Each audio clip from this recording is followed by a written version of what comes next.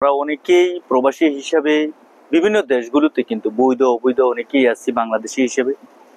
তো এক ভাই প্রশ্ন করেছেন যে ভাই আমি মালয়েশিয়াতে আছি অবৈধভাবে, তো এখান থেকে এক এজেন্সি আমাকে বলেছে যে তুর্কি সাইপ্রাস বা গ্রিস সাইপ্রাস যে কোনো একটি দেশে নিয়ে যাবে।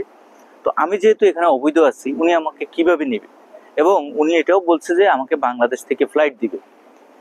এই যে আপনার যে সমস্ত এজেন্সির সাথে আমরা যোগাযোগ করি, একটি বিষয় খেয়াল রাখবেন, যখন আমরা কারোর সাথে একটা কমিটমেন্ট করি বা প্রতিশ্রুতিবদ্ধ হই যে আমি আপনার কাছে ফাইলটা জমা দেব, উনি আপনার জন্য কতটুকু পরিশ্রম করবে এবং শেষ পর্যায়ে আপনি যে আশা নিয়ে তার কাছে জমা দিচ্ছেন সেটা সফলভাবে করবে কিনা, সেটা কিন্তু অবশ্যই আপনার কপালে বা রিজিকে থাকতে হবে।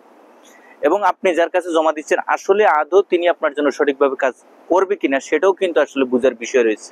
তবে দেখেন, ইউরোপের প্রত্যেকটি দেশের ক্ষেত্রে কিন্তু সময়ের প্রয়োজন, তবে সে অনুসারে আপনাকে ওইভাবে চিন্তাধারা করতে হবে যে একটা সময়ের প্রয়োজন, এবং আপনি যার কাছে জমা দিবেন যে উনি আপনার জন্য ভালোভাবে কাজটা করবে সেটা আপনাকে খেয়াল রাখতে হবে। আপনি যেহেতু মালয়েশিয়াতে অবৈধ আছেন, এখানে অবৈধ থাকা অবস্থায় আপনি কোথাও কিন্তু লিগেল ভাবে মানে বৈধভাবে আপনি কোথাও ফাইল সাবমিশন বা আপনি ভিসা অ্যাপ্লিকেশন সাবমিশন করতে পারবেন না, কারণ আপনি এখানে ইলিগেল বা অবৈধ। তো এই অবস্থায় যিনি আপনার জন্য এই কাজটা করবে, উনি কি করবে, উনি ঠিকই আপনার ফাইলটা সাবমিশন করবে। সাবমিশন করার পরবর্তী পর্যায়ে আপনার যেই ওয়ার্ক পারমিট বের হবে বা আপনার ওয়ার্ক পারমিট বের হওয়ার পরবর্তী পর্যায়ে আপনার ফাইল সাবমিশন করে ভিসাও বের করবে। এক পর্যায়ে আপনাকে বাংলাদেশে যেতে হবে, বাংলাদেশ থেকে ম্যান পাওয়ার করে যে কোনো উপায় অবলম্বন করে উনি টিকিট কেটে আপনাকে তুর্কি বা গ্রিস সাইপ্রাস পাঠাবে। এই হচ্ছে মূল বিষয়গুলো। কিন্তু মালয়েশিয়া থেকে আপনি ফ্লাই দিতে পারবেন না, আপনাকে বাংলাদেশে যেতে হবে, বাংলাদেশ থেকে আপনাকে ফ্লাইটে বা বাংলাদেশ থেকে আপনাকে কিন্তু যেতে হবে।